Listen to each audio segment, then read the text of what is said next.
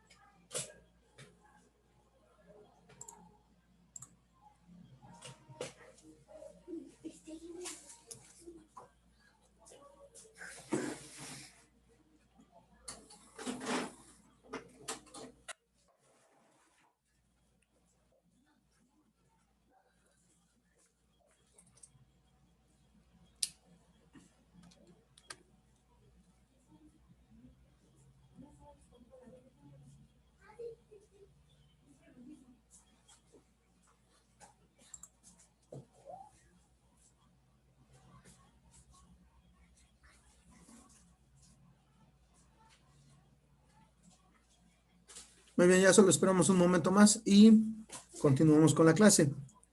Pues ya vimos bastante de lo que es la teoría del impacto, ya vimos cuáles son sus repercusiones. Todos esos estudios que nosotros vimos con respecto a los vehículos, con respecto a situaciones físicas que implican la integridad de una persona, pues se tienen que llevar a cabo muy concienzudamente, sobre todo por las casas que producen los equipos, en el caso de los vehículos, en el caso de los cascos para americano, pues cada una de esas compañías está encargada de salvaguardar la integridad de las personas que van a usar su producto. Entonces, tienen que continuar investigando para poder lograr esa meta y reducir el riesgo pues, lo más cercano a cero que se pueda. Entonces, pues para allá va encaminada esta cuestión. Ahora, lo que vamos a continuar viendo ahora es lo que son los momentos de inercia. Los momentos de inercia están íntimamente relacionados con la geometría de una estructura, con la geometría de un cuerpo. Como ya lo vimos anteriormente, nosotros vamos a encontrarnos con los centroides, centros de gravedad, etcétera, con respecto a los que nosotros vamos a poder generar estudios de la aplicación de fuerzas y momentos. En este caso, los momentos de inercia, como su nombre lo dice, van a ser momentos, van a ser fuerzas que se van a aplicar o que nosotros vamos a considerar en base a la geometría, estando nuestra estructura o el cuerpo en reposo. Esto es directamente aplicado a lo que son las estructuras. Absolutamente todos los cuerpos en algún momento tienen que soportar su mismo peso. Las estructuras tienen que soportar su mismo peso, además de lo que tienen que cargar. Por ejemplo, supongamos un puente, supongamos un techado. Básicamente, el puente tiene que soportar su mismo peso, lo que se conocen como esfuerzos estáticos. Y además tiene que soportar el peso de los vehículos que pueden pasar encima de él, de las personas que pueden pasar caminando, o incluso lo que son las ráfagas de viento. Entonces, a esos se les conoce como esfuerzos dinámicos. Todo eso combinado tiene que soportarlo el puente, pero, pues obviamente, como lo comento, lo primero que tiene que soportar es su mismo peso. Ha habido estructuras o ha habido lugares que debido a problemas con el diseño no se tienen bien estructurados y terminan venciéndose, terminan cediendo ante su propio peso. Um, hace unos años, en el 2017, si ustedes recuerdan, probablemente hayan estado iniciando la preparatoria o terminando la secundaria. En ese entonces se dio el último temblor fuerte que soportó la gente de este país. Hubo muchos derrumbes, hubo muchas, eh, principalmente instituciones dañadas aquí en la región. Hubo varias escuelas que se vieron dañadas, que tuvieron que cerrar por un tiempo para poder subsanar los detalles que tenían las estructuras de sus salones, de sus edificios. En el caso de la universidad, afortunadamente, pues el diseño está preparado para zona sísmica, entonces realmente no se resintió. Y justo debido a ese evento, pues en aquel entonces se iba a iniciar la construcción de lo que nosotros conocemos como el Docencia 4, el edificio que ustedes encuentran entrando a mano izquierda. Cuando se hicieron los primeros, los planos, cuando la empresa que iba a construir ganó la licitación, eh, pues eso fue antes del temblor. Y justo debido a ese temblor se pararon todas las obras, no hubo, eh, digamos que más obra en ese entonces. En los peritajes, los estudios y todos los trabajos se concentraron en la recuperación de las escuelas que estaban dañadas, en los edificios que estaban dañados. Y esto dio pie a solicitar que pues los factores de seguridad de los diseños aumentaran. Y entonces, bueno, pues bueno, en mi caso me tocó ver los planos. Inicialmente la varilla más gruesa que tenían para la estructura de ese edificio era de 3/4 de pulgada y de ahí para abajo. Cuando se empezó con la construcción, les cambiaron los planos. Les dijeron, ¿sabes qué? Pues sí, felicidades, ganaste la licitación, pero hay un pequeño cambio. La estructura, el metal, tiene que ser bajo otras especificaciones para mayor seguridad. Y entonces aumentaron el tamaño del diámetro de las varillas y entonces el más grande que iban a utilizar era de 1 pulgada de diámetro. En la región difícilmente se utiliza, pero pues obviamente fue algo que se solicitó de parte de la institución que cuida la situación de las cuestiones, de las construcciones de escuelas y de sus mantenimientos más importantes. Entonces, eh, a la constructora no le quedó de otra. Tuvieron que conseguir el metal. Hubo una constructora aquí bueno, una casa de materiales aquí en la región que se pudo hacer de los contactos necesarios para poder traerles el metal. Entonces, ese edificio se tuvo que construir bajo esas circunstancias, con un refuerzo en su estructura. Para la segunda etapa del edificio, ahí la constructora que quedó a cargo quiso hacer algunos malos manejos, se quiso apegar al diseño original y pues obviamente en ese sentido tuvimos que protestar de parte de la universidad para que no lo hicieran, para que siguieran con los planos actualizados. No les quedó de otra porque pues obviamente una queja de parte de la institución pues los iba a limitar para tener nuevos proyectos.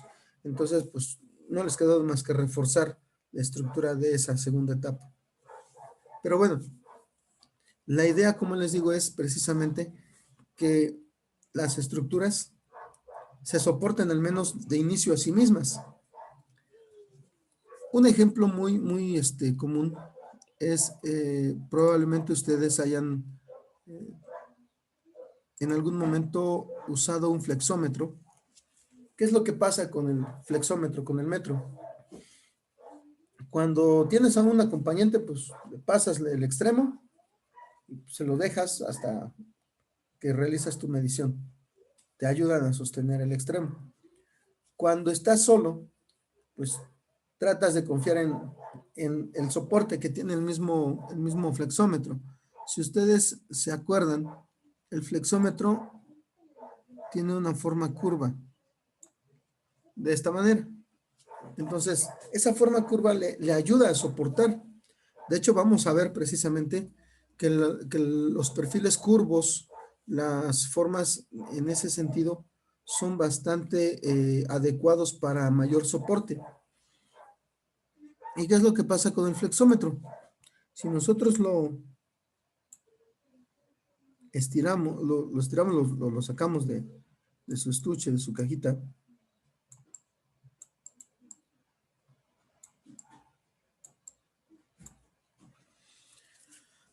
hasta cierta distancia, debido a esta curvatura, el flexómetro se va a sostener y lo seguimos sacando y se sigue sosteniendo.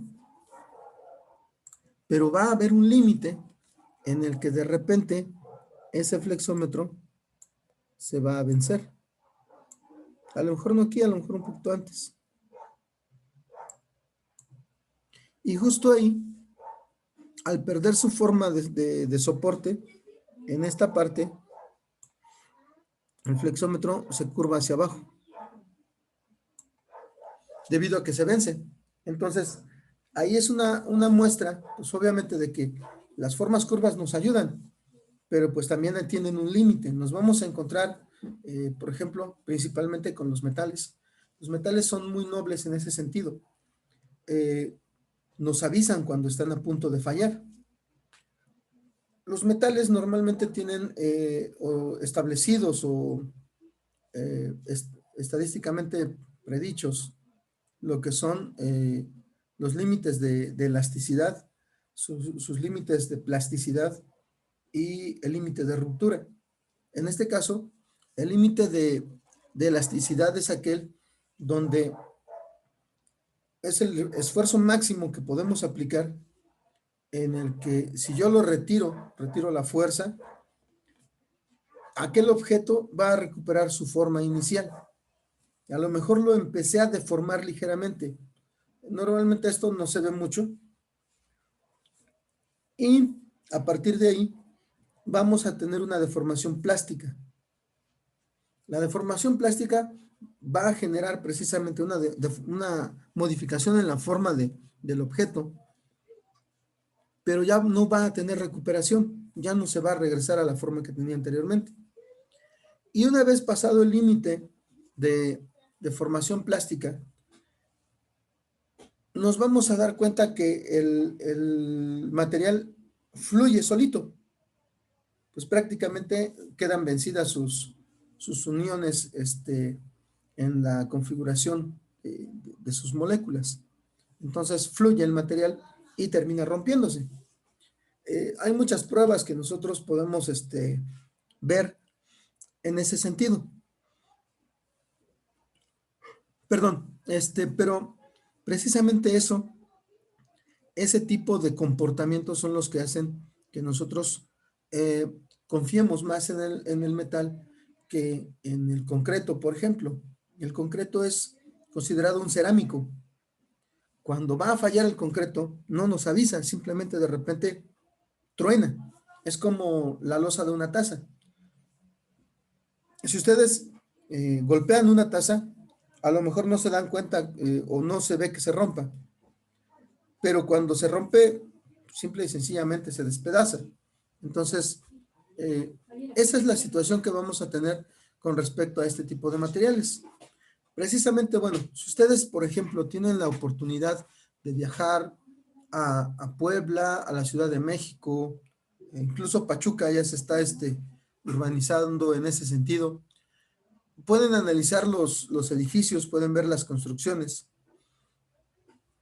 En lo que es la parte estructural del soporte, ya es poco el concreto que se utiliza. A lo mejor se utiliza en lo que es los cimientos para poder recubrir el metal, pero la mayor parte ya es metálico. E incluso algunos edificios en la Ciudad de México, ustedes los pueden encontrar con un refuerzo como tipo escalonado en los laterales de esos edificios, porque pues a fin de cuentas algunos diseños no están preparados para hacer o para estar precisamente en una ciudad como la Ciudad de México, que es bastante inestable en su terreno. Y y pues obviamente esos refuerzos permiten que la estructura sea mucho más estable, ¿sí? Con ese respecto,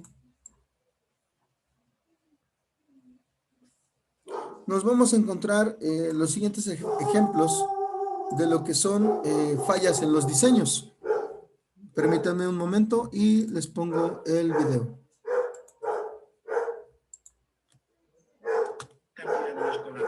Aquí, por ejemplo, se producen a causa de errores en la fase de diseño o de ejecución. Hablamos de detalles en los que precisamente las estructuras, estando estáticas, terminan venciéndose.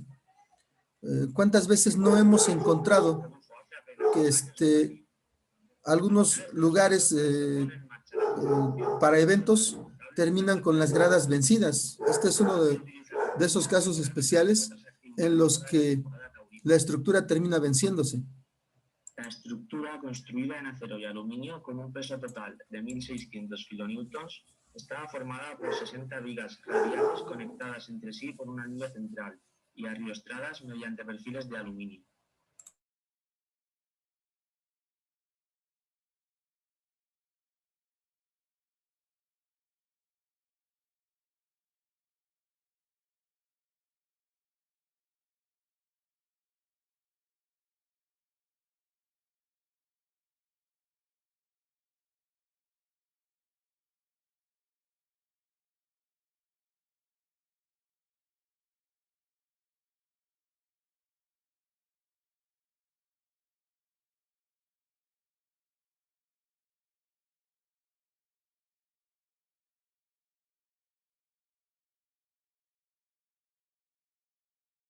Estuvo producido por un mal diseño del sistema de arriostramiento entre las vigas radiales, que hizo que la estructura no tuviera la estabilidad suficiente para soportar su propio peso sumado a la acción del viento.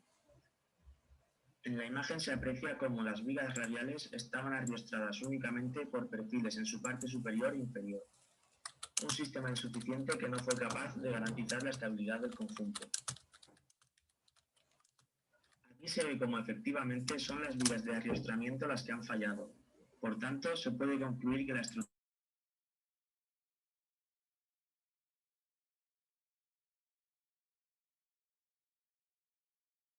incluir cruces de San Andrés en el sistema de arriostramiento, aumentando el grado de hiperestatismo del conjunto y otorgándole una correcta estabilidad.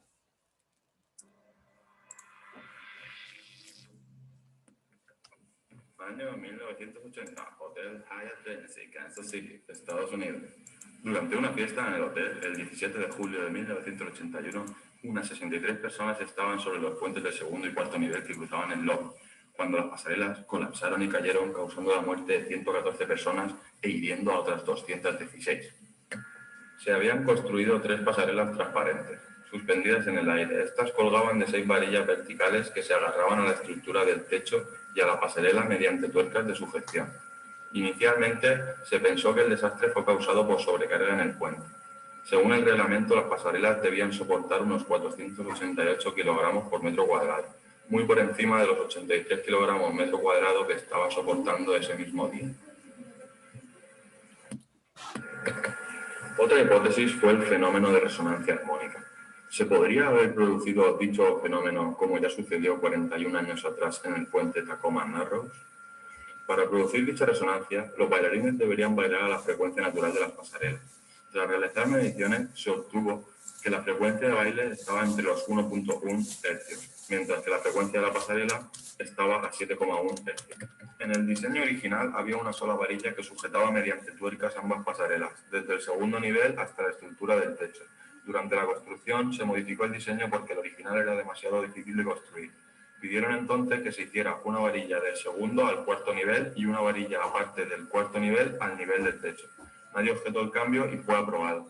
Con el diseño original, el peso de las dos pasarelas se disipaba en el techo a través de las varillas. Con el diseño nuevo, el segundo nivel estaba en realidad colgando del cuarto nivel y este último colgando del techo soportando 2 veces el peso. El peso de ambos puentes desgarró la unión de una de las tuercas, cediendo las soldaduras y permitiendo que la varilla la atravesara. Sin esa unión, el peso en las tuercas cercanas se multiplicó y también se desgarraron. Los esfuerzos se concentraron en los laterales de los perfiles, produciendo así el colapso. Con el propio peso de las pasarelas, los perfiles ya comenzaban a deformarse. Con las personas que había ese día en la pasarela, la carga llegó a las 9 toneladas.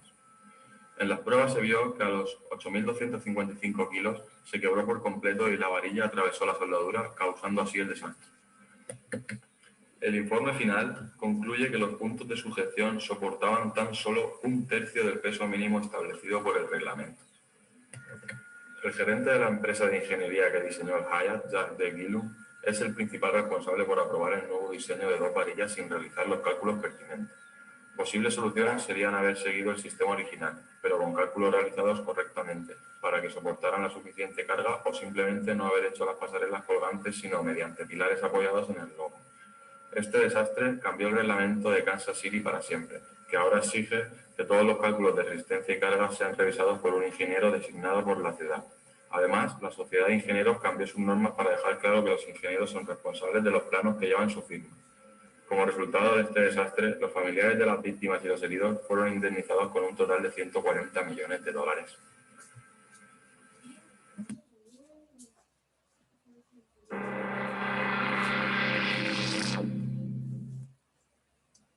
Singapur está situada al sur de la península de Malasia. Con 707,1 kilómetros cuadrados, es el país más pequeño del sudeste asiático. Su territorio ha crecido constantemente con tierra ganadas al mar. Situado a más de 6 kilómetros del centro, se encuentra el Hotel New World, que fue construido en el año 1971. Se trata de un edificio de 6 plantas con un garaje subterráneo. Lo sustentan 36 pilares de hormigón reforzado. Las plantas se distribuyen de la siguiente forma. En el sótano está situado el aparcamiento. En la planta baja hay un banco. El primer piso lo ocupa una discoteca. El resto del edificio lo conforma el hotel. El edificio mide aproximadamente 24 metros de altura en total. El día 15 de marzo de 1986, todo el edificio se derrumbó. En el incidente, 33 personas perdieron la vida y 17 resultaron heridas y sepultadas por los escombros. Tras la caída del edificio, se realizaron estudios para descubrir el motivo por el cual el edificio se vino completamente abajo en unos 60 segundos. El primer caso que se estudió fue un fallo por la parte de los materiales elegidos en la construcción, como puede ser la mezcla realizada para el hormigón. Se extrajeron muestras de hormigón de los pilares para someter a diversos ensayos de resistencia, así como su composición, llegando a la conclusión de que los pilares cumplían la normativa internacional de seguridad y, por lo tanto, no se trataba de un fallo de construcción. El siguiente caso a estudiar fue la tierra sobre la que se construyó el edificio. Se trataba de un terreno pantanoso drenado, como en la mayor parte de Singapur, y por ello no estaría preparado para soportar un edificio de 6 plantas. Se buscaron grietas en los cimientos de la estructura a causa del movimiento de la misma por la inestabilidad del suelo y no se encontraron. El último caso fue comprobar los cálculos del edificio. Se sabe que a lo largo de los años se fueron añadiendo elementos que aumentaron el peso del edificio, como son una caja fuerte por parte del banco, 3 torres de aire acondicionado en el tejado, un revestimiento de la fachada con losas de cerámica, en total unas 100 toneladas adicionales. Estudiando detenidamente los cálculos, se descubrió que la estructura había sido diseñada teniendo en cuenta la sobrecarga de uso, pero no el peso propio del edificio. Por tanto, los pilares no eran capaces de soportar el peso del edificio. Por ello, en el transcurso de los 15 años que el edificio tenía, se habían producido grietas internas en los pilares, imperceptibles a simple vista, que al final acabaron cediendo, provocando así el derrumbamiento del edificio. El pilar 26 se agrieta primero y se empieza a trasladar la carga a los pilares de su alrededor. El pilar 32 se fractura ya que es incapaz de soportar el peso adicional. El pilar 30 también comienza a fracturarse. Cuando los tres pilares fallan, la estructura empieza a hundirse rápidamente. Lógicamente, la solución que habría evitado el desafortunado incidente habría sido tener en cuenta el peso propio del edificio para los cálculos estructurales.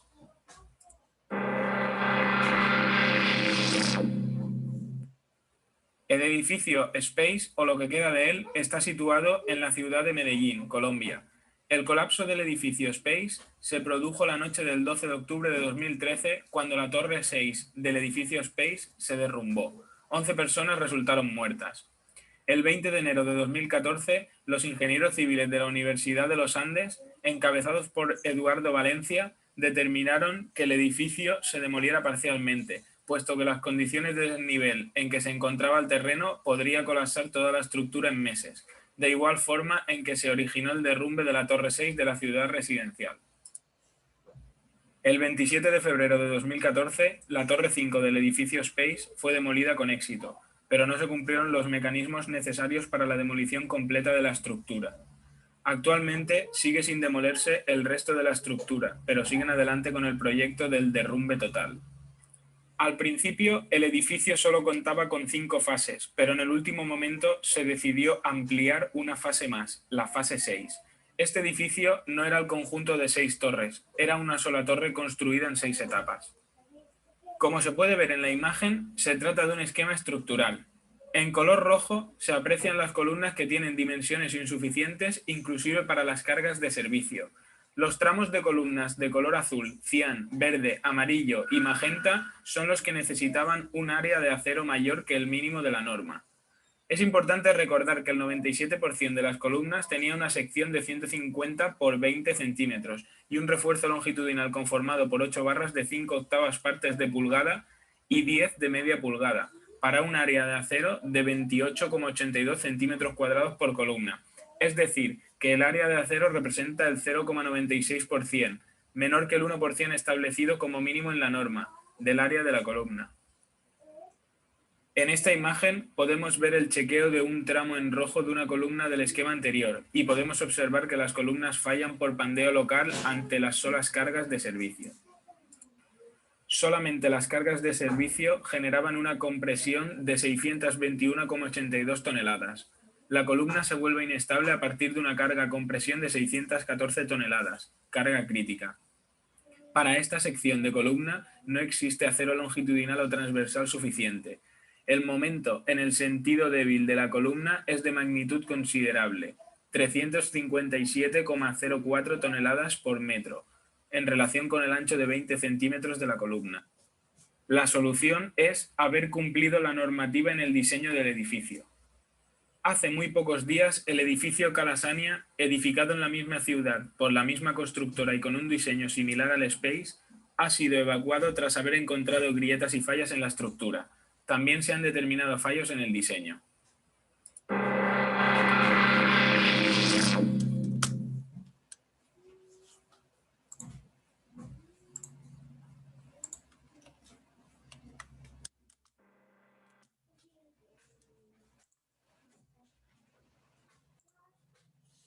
Muy bien, pues precisamente los ejemplos que vimos, pues pasaron por no considerar primero lo que era la carga de la misma estructura de los edificios o de las mismas estructuras, considerando solamente, ¿sabes qué? Pues se va a cargar tanto. A lo mejor, no sé, este acero soporta pues 2 toneladas. Le vamos a poner nada más una. Entonces está sobrado. Pero en sí, lo que no se consideró es que ese mismo acero tenía su peso, su propio peso. Y en conjunto toda la estructura, pues obviamente, pues termina aumentando de lo que es su peso. Y todo eso se tiene que considerar, todo eso, pues obviamente hay que tomarlo en cuenta, porque si no se dan los accidentes, se dan las situaciones como por ejemplo en el caso del hotel, no era muy alto, eh, pero como bien lo comentó ahí o se comentaron ahí, le aventaron 100 toneladas más de lo que estaba soportando inicialmente. Y desgraciadamente el error fue no considerar lo que era el peso propio de esa estructura. Y ya vimos el último caso, pues es recurrente. Es desgraciadamente la constructora que hizo los últimos edificios a los que hacían referencia, pues lo hacen de manera pues prácticamente mecánica o sistemática. Entonces, pues obviamente esa es mercadotecnia negativa y pues obviamente esa constructora va a perder proyectos o va a perder permisos. No está haciendo las cosas bien. En el caso de las pasarelas que se cayeron, fue más por un gusto que se quisieron dar y que desgraciadamente aceptó quien estaba construyendo. Y y ahí el problema es como lo comentan, si lleva tu firma, tú eres responsable. Y ahí es a donde nosotros como, bueno, en este caso ustedes como ingenieros, en su momento, pues tienen que hacer las recomendaciones, como lo vimos en los estudios de los vehículos. Ustedes hacen la recomendación y sabes que yo ya te avisé. ¿Por qué? Porque lo primero que puede decir el dueño, lo primero que puede decir la empresa es, pues es que el ingeniero hizo el estudio y él no me dijo. Y entonces, pues para todo eso, la sugerencia es siempre tener evidencia, siempre. Si tú estás haciendo un reporte, ¿sabe qué? Aquí está mi reporte, fírmenmelo y séllenmelo de recibido. Y tú te quedas con el acuse. Porque de lo contrario, al rato el responsable eres tú. Y sabes qué no, pues es que ya hicieron perdedizo el que les entregaste.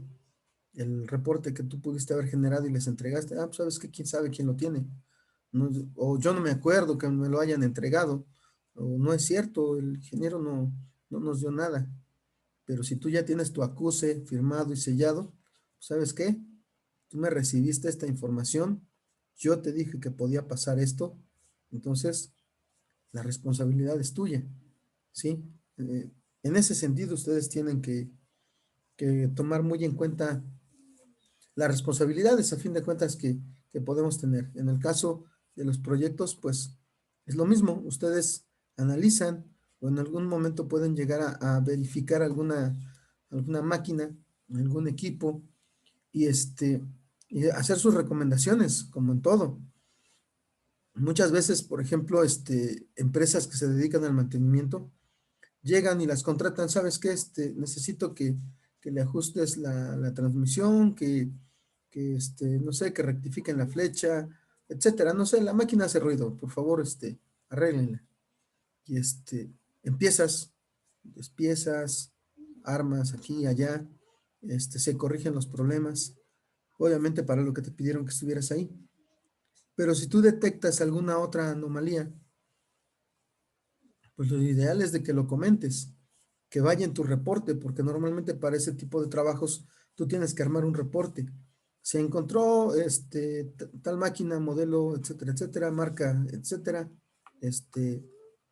bajo estas circunstancias, transmisión en malas condiciones, no sé, bujes o valeros quebrados, falta de lubricación, terminales eléctricas en malas condiciones, etcétera, ¿no? Eh, flecha torcida, eh, rotor de motor desgastado por fricción con estator, cuestiones de esas, ¿no? Pues se tienen que reportar. Y justo en esos reportes, pues también tienen que hacer las sugerencias. Se sugiere, si te dijeron nada más, arregla la flecha, se sugiere este mantenimiento de motor en no más de un mes o en no más de 3 meses. Se sugiere considerar el cambio rodamientos para dentro de medio año, por ejemplo. Entonces, todo eso tiene que ir ahí. Y obviamente, como les digo, se le entrega a la empresa y tú te quedas con un acuse.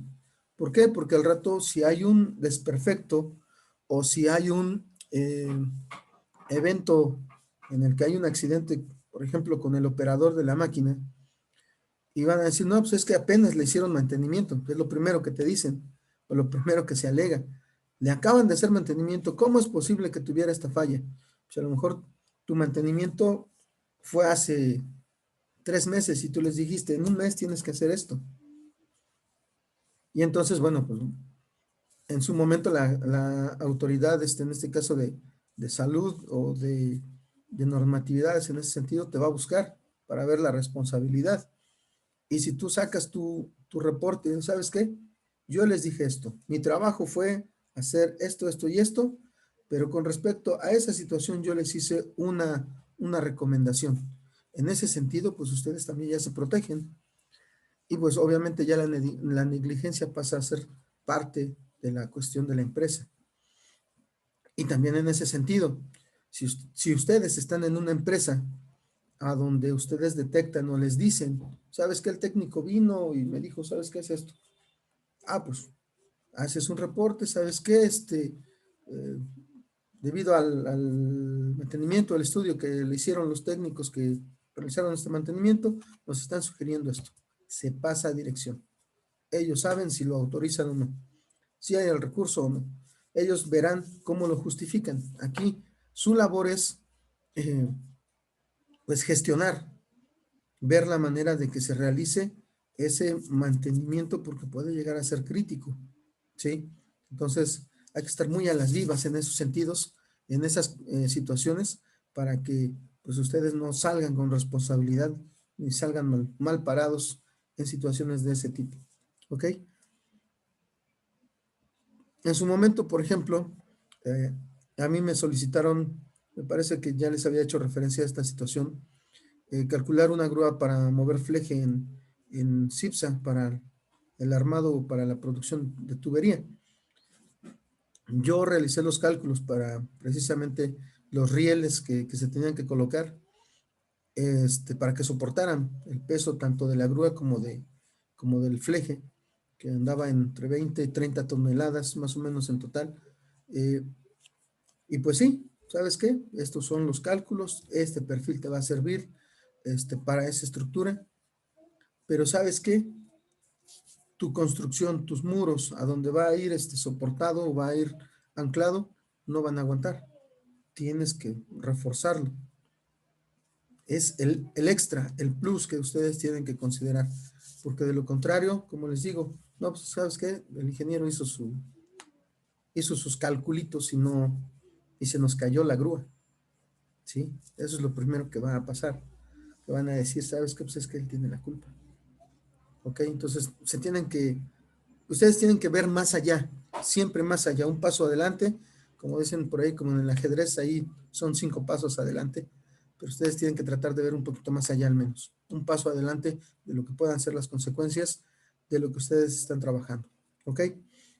Bueno, en ese sentido, estos cálculos que nosotros tenemos aquí son en base o son dirigidos a eso, a lo que puede ser la deformación o las fallas que se pueden generar en una estructura.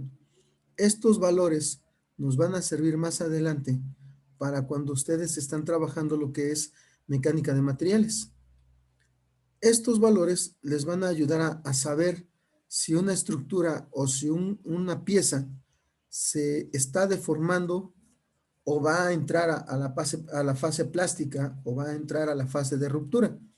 Y una parte muy importante de esto, algo que ustedes, pues me gustaría estudiar con ustedes, sería precisamente la aplicación del círculo de Moore.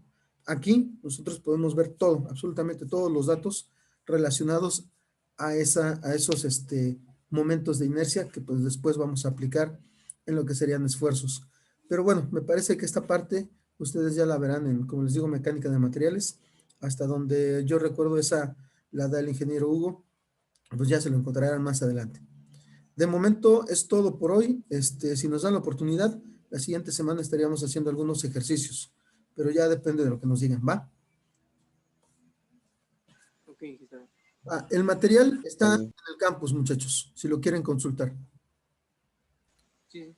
Está el resumen y está la presentación. Ok. ¿Esa clase también lo va a subir? Yo espero que sí. Sí, yo creo que sí. Ok.